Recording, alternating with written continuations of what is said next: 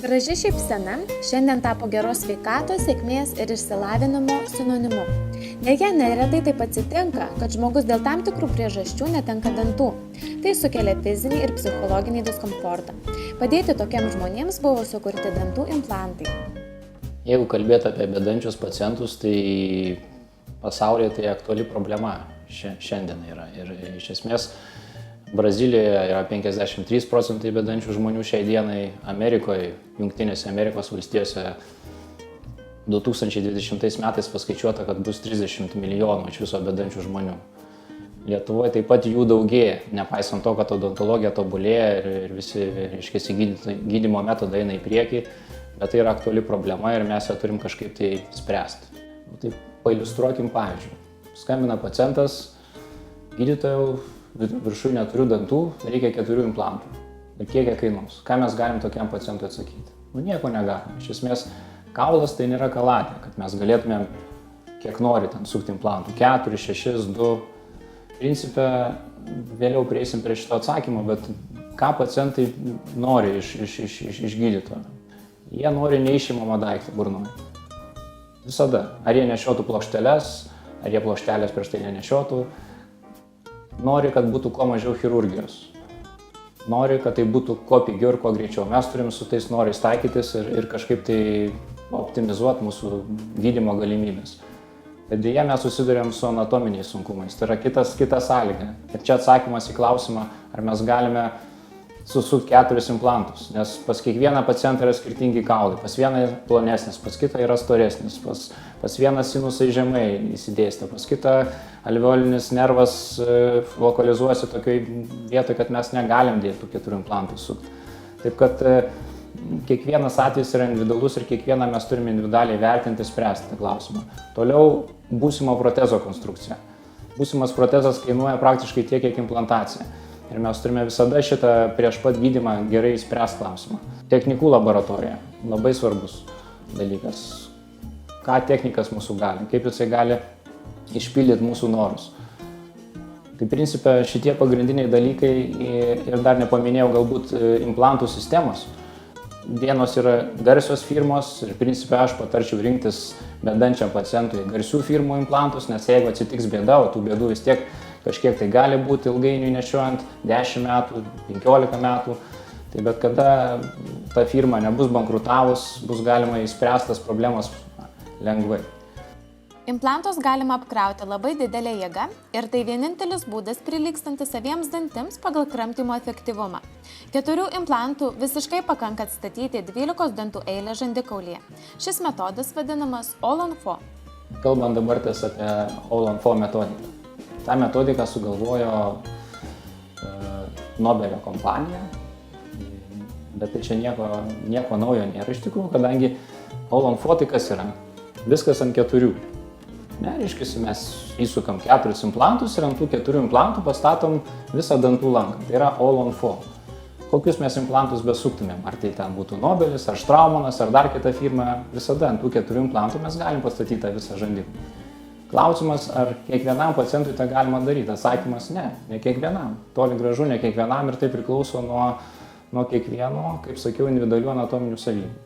Jeigu panagrinėti truputėlį siauriau, tai pavyzdžiui, imam viršutinį žandiklį. Turime gerą situaciją, kaulo daug, mes tada galim sukti ir 4, ir 6, ir 8 implantus, skaidyti į atskirus tiltus ir viskas ten valio. Ir All-on-4, ir All-on-6, ir All-on-8, ten viskas gaunasi. Turim šiek tiek prastesnę situaciją, pavyzdžiui, sinusai labai žemai, bet priekį mes visada turime kaulą, tada tą pačią All-on-4 metodiką irgi visada galime taikyti, galime šiek tiek implantus pasukti šonu ir ant 4 implantų mes pilnai galim tvarkingai atstatyti visą žandiklį. Aišku, sąlyga čia yra viena labai svarbi. Paskutiniai implantai galiniuose segmentuose turi būti viršutiniam žandikauliui pakankamai ilgi ir pakankamai stori. Tik tokiu atveju mes galėsim turėti gerą, stabilų rezultatą ilgalaikį. Nes kitu atveju tai yra truputėlį rizika.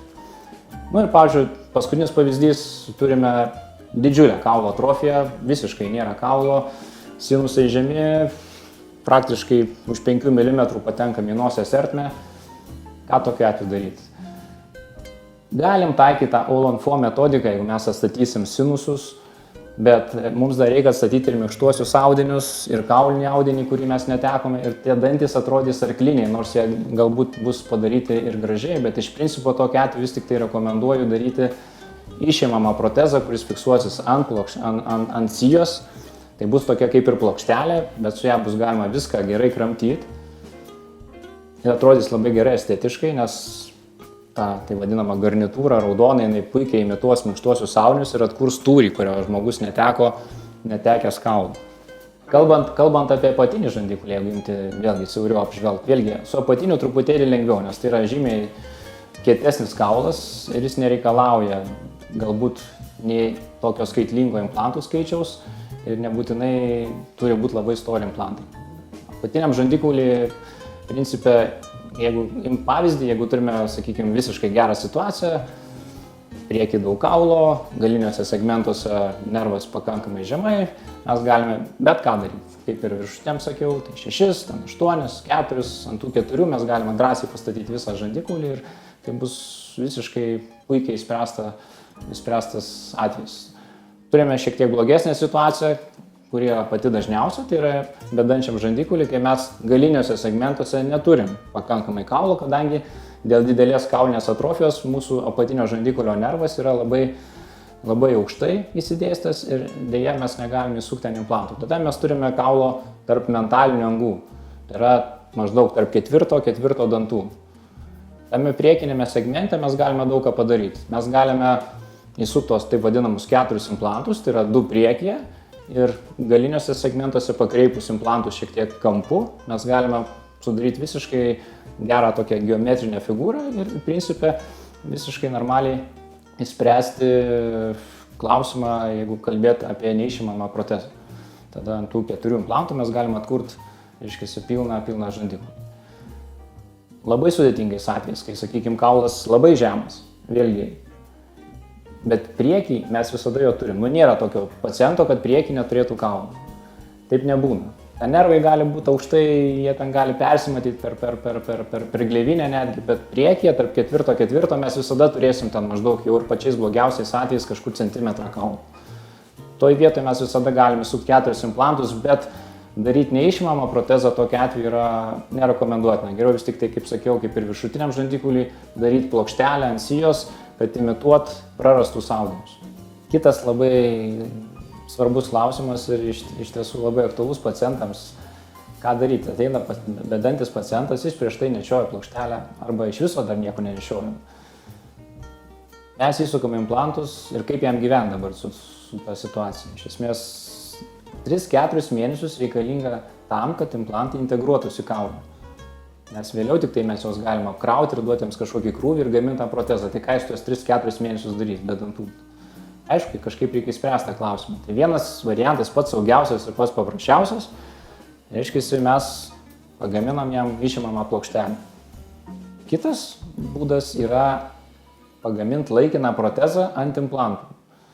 Ta mes galime padaryti, bet ne visada. Kada mes tą galim padaryti? Ta galim padaryti, kada implantus mes įsukam tam tikrą jėgą ir mes jiems iš karto galim suteikti krūvį. Tai reiškia, mes juos ne kažkur tai įmetėm į kaulą, neįmerkėm ten, bet įsukom kaip medvaržtį į sieną ir jis pakankamai gerai fiksuotas. Jie visi tokie turi būti, negali būti ten 5 įsukti normaliai, o 6 toks makaluojas. Ne, visi turi 6 būti puikiai įsukti, gerai fiksuoti, tada mes galime imti atspaudą iš karto tą pačią dieną pacientui. Ir aišku, prieš tai mes turim būti sutarę su technikų laboratorija, su technikais, kad jie tą pačią dieną bus pasiruošę, komanda, kad jie gamins tą laikiną protezą.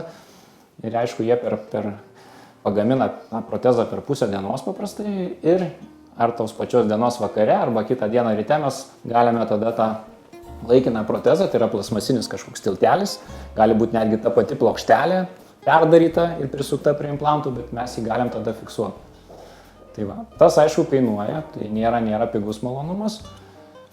Va, tam tikros rizikos jisai priduoda visada, nes, sakykime, bet kokiu atveju geriau implantui pabūti ramiai, užsiūtam, atstovėti tuos 3-4 mėnesius ir po to prie jo grįžti, nes, sakykime, iš karto uždėti laikiną, nes laikinas, nu tai ką, jisai su irgi visokių gali būti bėdų. Ten žmogusgi kramto, jis ten riešutus ir taip toliau, Galbūt kažkas kažkur gali būti atsisukę ir tuo metu tokį pacientą su laikinu protezu taip pat reikia stebėti, paprašyti, kad jis ateitų, pasirodyti ten po 2 savaičių, po 3, kad matyti, ar nėra kažkokio tai balanso ten ir taip toliau. Trūkstami dantys įtakoja ne tik estetiką, bet ir bendrą sveikatos būklę, gyvenimo kokybę. O siekiant išvengti tokios situacijos, dantų implantai yra geriausias sprendimas. Neginčytinas faktorius dantų implantacijos rezultatams yra gydytojo kompetencija ir patirtis. Nedelskite, kreipkitės į profesionalų specialistą, kuris gali jums padėti. Pasirūpinkite savo sveikata dabar.